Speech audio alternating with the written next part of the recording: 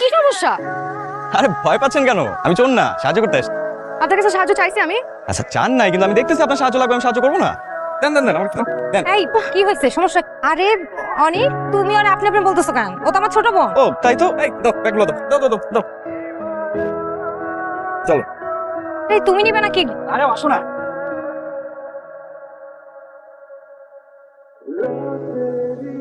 এই আপনার সমস্যা কি?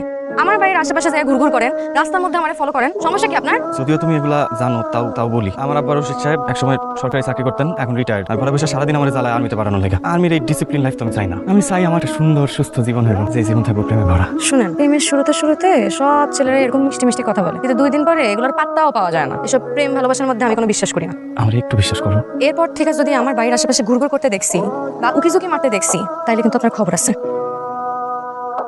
01722628622। যদি কখনো কোনো প্রয়োজনে দরকার হয় তাহলে এই নম্বরে ফোন দিন। আর বাড়ির সামনে এরকম ঘুরঘুর করবেন না, মুরব্বিটা থেকে খারাপ বলে না। আসি, দরকার হলে ফোন দিন এই নম্বরে।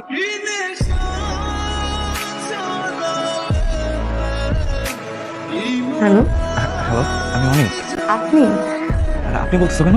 তুমি? না, তোমার না খুব দেখতে ছিল। তুমি একটু বারান্দায় আসবা। আপনারা মানা করছি বাড়ির সামনে আসতে? আবার আপনি বলতেছো? তোমার না মানা করছি, আসতে হবে না।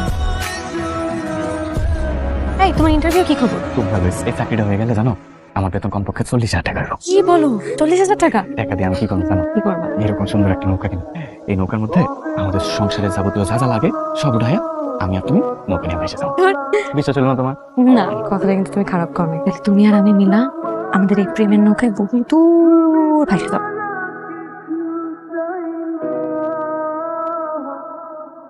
আমার ইমার্জেন্সি 2 ব্যাগ ও নেগেটিভ ব্লাড দরকার। তোর ভাবি এখন অপারেশন থিয়েটারে আছে। হ্যাঁ হ্যাঁ হ্যাঁ, ডেলিভারির জন্য। একটু একটু খোঁজ নিয়ে জানো না কই পাওয়া যায়? বাবা কাউকে পাওয়া গেল না?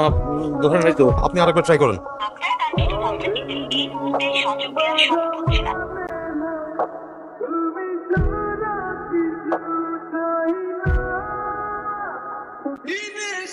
কি অবস্থা এখন?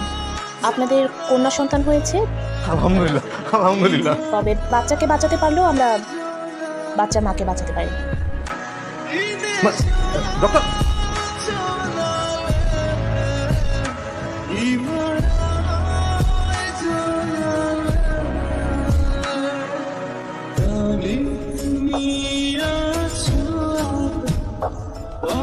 আপনাদের কথা তো আমি ফেলতে পারবো না, কিন্তু আমি চিন্তা করতেছি তনুর কথা। সামনের পুরোটা ভবিষ্যৎ পড়ে আছে। ও যদি মনের মধ্যে বিন্দু মাত্র কষ্ট নিয়ে এই বিয়েতে রাজি হয়, আমি তো সারা জীবন ওর ছোট হয়ে থাকবো। তুমি এইটা নিয়ে কোনো কিছু ভেবো না, ব্যাপারটা আমরা দেখতেছি।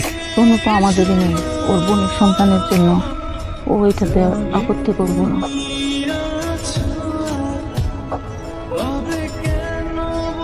এখন থেকে সব দায়িত্ব আমার। এই দায়িত্বটাই পাকাপোক্তভাবে তোর দিতে চাই। শোন, সোজাসুজি ভাবে বলি, আমরা তোর বিয়ার সিদ্ধান্ত নিচ্ছি আমাকে নিজে ঘুমোতে। নিজেদের মধ্যে কার সাথে? জামাইয়ের সাথে। তুলা ভাইকে আমি আমার নিজের বড় ভাইয়ের মতন মনে করি। আপু মারা গিয়েছে তো 1 মাসও হয় না। বিয়ের সিদ্ধান্ত এখনই নিতে হইব, এই ব্যাপারে আমরা পাকা কথা দিয়েও ফেলছি। দেখো মা, জীবনটা আমার জীবন নিয়ে কোনো সিদ্ধান্ত নেওয়ার আগে, পাকা কথা বলার আগে তোমাদের কি একটাবার উচিত ছিল না? আমার কোনো মতামত আছে কিনা? আমার পছন্দ আছে। পছন্দ আছে মানে? কারে পছন্দ করস? পাশের বাড়ির হাসিফানকে তার ছেলে অনেক। সে যাই হোক, তারে আমরা মাইনে নিতে পারবো না। আর এই বিয়ের সিদ্ধান্ত তোমার জন্য না, বাবুটার কথা চিন্তা করে সিদ্ধান্তটা নাও। স্বার্থপরের মতো নিজের কথা না ভাই, শিশুটার কথা ভাব।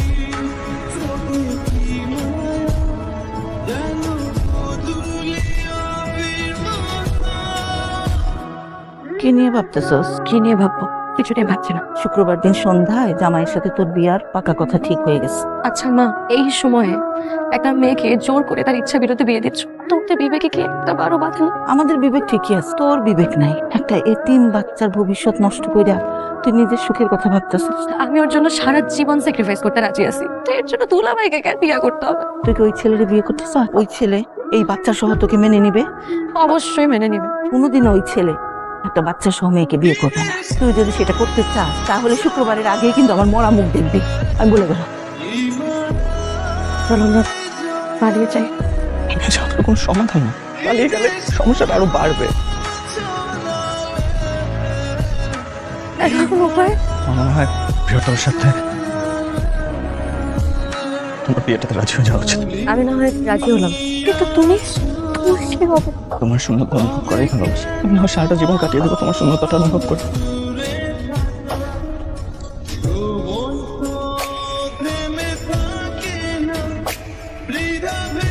আউযু বিল্লাহি মিনাশ শাইতানির রাজিম। কাজী সাহেব, 1 মিনিট আমি একটু কথা বলবো। জি। দেখেন, আমি এই বিয়েটা করতে রাজি হয়েছি শুধুমাত্র আপনাদের দুজনের অনুভূতিটাকে সম্মান দেওয়ার জন্য। দেখেন, আমি জানি এই বাচ্চাটার যেন একটা সুন্দর ভবিষ্যৎ তৈরি হয়, এই জন্য আপনি তনুকে আমার সাথে বিয়ে দিতে চাইছেন, কিন্তু আপনারা এটা চিন্তা করেন নাই যে এই বিয়েটা হলে 3টা জীবন নষ্ট হয়ে যাবে বাবা। এখন আমার সাথে যদি কোনো বিয়েটা হয়, তুমি কি কখনো পারবে মন থেকে আমাকে স্বামী হিসেবে মেনে নিতে? আবার দেখেন, ওই ছেলেটার কি হবে যে ছেলেটা পাগলের মতো তোমাকে ভালোবাসে? আর আমি যদি আমার কথা বলি, আমি তো তোমাকে সবসময় আমার ছোট বোনের চোখে দেখে আসছি, আমি তো ওকে আমার স্ত্রীর চোখে কখনো দেখতে পারবো না বাবা। আমাকে মাফ করবেন মা, আমি বিয়েটা করতে পারবো না আসলে। এত কিছুর পর তুমি এই কথা কইতেছো? বাবা, আমি আপনাদের অনুমতি না নিয়ে, আপনাদেরকে না জানায় আরেকটা কাজ করছি। আমাকে 2টা মিনিট সময় দেন।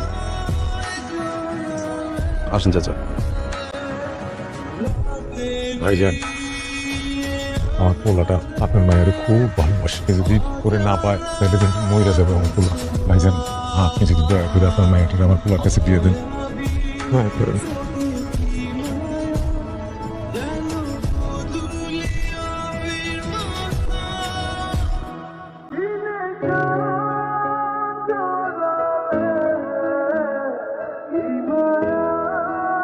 কাজী সাহেব, ওকে বিয়ে পড়াচ্ছেন।